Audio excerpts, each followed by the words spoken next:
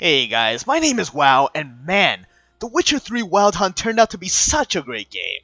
I've been waiting like 2 years for this thing, and when I finally got it, I just couldn't stop myself from playing it. I mean, in the past 2 weeks, I've sunk about, 140 hours into this thing? Which is like 10 hours a day playing it, on average?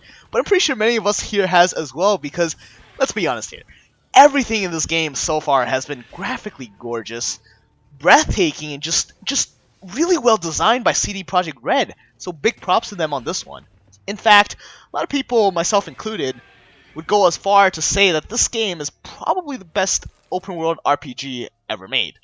Yeah, I guess that might be taking it a bit too far, but this game's been amazing. In fact, I can go on and on about how good the game's been, but unfortunately the game's got a few flaws of its own. So in this video, we're going to be taking a look at these problems and talking about how they could be resolved. First thing I want to mention, for those of you who are wondering, I did play this game on a PC with both an Xbox 360 controller as well as a mouse and keyboard. Anyways, we're going to begin by looking at the first major problem, which is the controls and movement. Controls in this game feels really clunky because there's a delay between every single movement. For example, if you want to stop, there's like this 2-second stopping animation, as you can see here. Like this, like that, and like that. And you can't move until this animation is over, which is really annoying and unnecessary. And also when you stop, it pushes you forward a couple of inches, which can cause you some problems. Let me show you exactly what I mean by problems.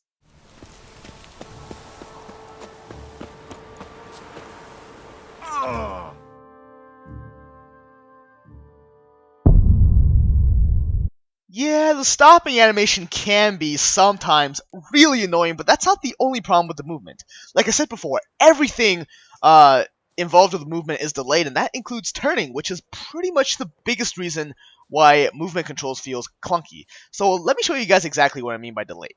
So if you want to turn in this game, you can either go straight and then move your camera in the direction that you're turning. For example, if I want to go to the left, I turn left. I go right. Turn my camera left again, turn my camera right. Notice how there's a delay between when you turn your camera and when Geralt actually moves in the direction that your camera is facing. And this can make the character feel really heavy and really unresponsive. So, it can cause some problems. Now, the second way to do it without turning your camera is just to, go left, then right, then left, and then right, and then left again. Notice how there's, once again, another sort of small delay between when you turn. This is the reason why controls feel clunky in this game, and the fact that you have to, wait for these animations to stop before you actually turn in the direction that you want to go can cause some gameplay problems. Say if you're trying to line your character up to, use something. For example, if you're trying to climb a ladder, this can cause some problems. So I'm gonna go find a ladder for you guys, and you can see the problem for yourself. Now that we have a ladder, all we gotta do is line Geralt so that he's facing it. So I'm gonna run up to this ladder, and whoops, I missed it. Alright, I just wanna line myself up, and finally! So as you can see, the delay animation makes lining things up a lot harder than it needs to be. And the way to fix it is really just to shorten these animations. I mean, you don't want to completely remove them because that would make movement seem kind of weird. So shortening them would make movement feel that much better. Moving on to the next major thing, which is combat. Like movement, combat feels clunky and unresponsive for a number of reasons. First one being the targeting. The game locks onto the target that the directional keys you're pressing are pointing to. And the problem with this is that, say if you wanted to sidestep backwards from an enemy in front of you, then the camera would lock onto the enemy that is behind you. And now if you wanted to attack the enemy that was just in front of you, you'd have to point in the direction of that enemy, which is a hassle and makes just combat feel really clunky. The problem can be fixed by using the lock-on function, which is in the game, by the way. But the problem with the lock-on function is that it zooms your camera into the enemy that it's locking onto, which prevents you from seeing your surroundings. Why does it do this? I have no idea. But for a fact, if the lock-on function didn't zoom in, then this would fix pretty much all the targeting issues. Another reason why combat feels clunky is that dodging animations are too long, and on top of that, there's an animated delay that lasts about a second after you finish dodging. You can't do anything until this animation is over, meaning enemies that are attacking you during this period can basically get cheap hits off of you. And speaking of cheap hits, they can also get these off of you if you're attacking an enemy that's relatively far away because you can't dodge cancel your first attack. this becomes especially annoying when you're fighting a group of enemies like wolves, because you just can't dodge and attack as quickly as you'd like or need to. It also makes Geralt feel heavy, which really shouldn't be the case since Witchers are quick and nimble warriors. So definitely reducing the animation times will make fighting enemies a lot more responsive. Another problem with the combat is the AI. Right now, I am playing on the highest difficulty setting, which is called Death March, as you can see right here.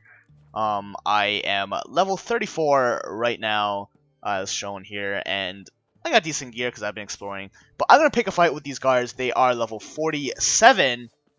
They are designed to kill you, so they will kill you in one hit. So I'm going to pick a fight with them, attacking them right now, and then they're going to attack back. And as you can see, their commands, or rather actions, are really basic. I mean, all they do is attack you, swing you a couple of times, and then they block you, and then, you know, they rinse and repeat. And if you hit them more than twice, they will counter you and deal damage to you. Or in this case, kill you in one hit. But notice how I'm not taking any damage even though they're hitting me, because I have this shield that protects me. And this shield is called Quen. It protects me from the first point of damage that I take. In fact, it will block all of the damage that I take. So this does make combat a lot easier than it needs to be. Now you guys might think, you know, basic AI isn't bad if they come in packs, right? Because these guys, of course, their attacks might be a bit basic, but there's going to be a lot of them coming towards you. But the problem is, these guys just don't do anything. You see that guy in the back that I was just fighting? What is he doing? He's not coming towards me. I have to run, you know, close to him for him to actually charge at me and help his teammates. And now there's only 2 guys fighting me when there were 4 people just a moment ago. See these 2 guys just standing there looking at me. What are they doing? And that is the problem with AI. Of course, monsters, their actions are a bit more complex, so they're a bit hard to deal with. But the same problem persists in that if you're not close to them, then, well, they don't really do anything. I mean, of course, there are a few exceptions, like if you're fighting wolves. I mean, wolves have really good AI and they're really fun to fight, but they're not very strong and you don't come across them very often. There's also bigger enemies that have unique abilities and will try to kill you. Their AI is pretty good, so these guys are like griffins or, you know, elementals, but you don't come by these enemies really often, and they usually travel alone, so there's that. But this AI can definitely need some improving. Just improve the reflexes and make it so that they actually attack you instead of standing, you know, watching their comrades fall. One last thing about combat is that the progression is lackluster because swords you find just aren't that interesting. If we take a look at sword attributes right here, see how these special effects like crit damage and armor piercing only adds to the damage of the sword? I mean, there are somewhat interesting attributes like a chance to stun an opponent or freeze them, but they don't significantly change the way you play. What I'd like to see would be swords that, you know, for example, shoots a beam every time you swing it or something like that. I mean, The Witcher 3's world is thousands of years old. There's kings that wage war every time they get the chance to sorcerers and sorceresses that can summon meteors after saying just some words, and also elves that can travel between dimensions. And you get the point. So surely somebody has thought of an idea of a sword that could shoot laser beams, right? Now, upgrades also suffer from this problem, but to a lesser degree. If we take a look at these upgrades, most of them just increases the duration or damage of an ability. I mean, of course, there are some of these that will change the way an ability behaves, but for the most part, they're just not too interesting, so definitely CD Projekt Red could have added some variety here. The last major thing I want to address would be that the sheer amount of optional content may negatively impact the pacing of the story. This is a game that's supposed to last upwards of 200 hours per playthrough if you do everything there is to do, so that's a lot of optional content. And at some point in time, when you're progressing through the story, you know, you're going to encounter a side quest, and that's pretty standard for pretty much every open world game. And those side quests are so well designed that they're going to capture your attention. And when you're progressing through a side quest, you're going to encounter another one that, you know, also grabs your attention. And then you'll encounter another and another and so on. And every time you progress through a quest, you may sort of forget what's going on in the previous quest, so this can be a problem. Of course, optional content is optional, but some side quests affect the story and they make it very apparent that they do, so certain gamers might treat these as non-optional quests. I'm not saying that the sheer amount of content is necessarily a bad thing. All I'm saying is that it might affect the pacing of the story. This is a lot more subjective than the other flaws of the game, since some people might find the pacing just right, and you know what, there's nothing wrong with that. But for the people that do have a problem with it, they might have preferred a smaller amount, but longer quest. It all depends on the preference. I do want to mention one more thing before I finish the video off, and that is that there are some minor problems with the game, like visual bugs, no search function in the inventory interface, and etc. These are just some minor things and shouldn't degrade gameplay too much. I guess you might encounter the occasional game-changing bug. When I was playing the game, I did encounter a bug during a major quest that wouldn't allow me to progress any further, so I had to reload my saves, play through the thing again, and hope it worked.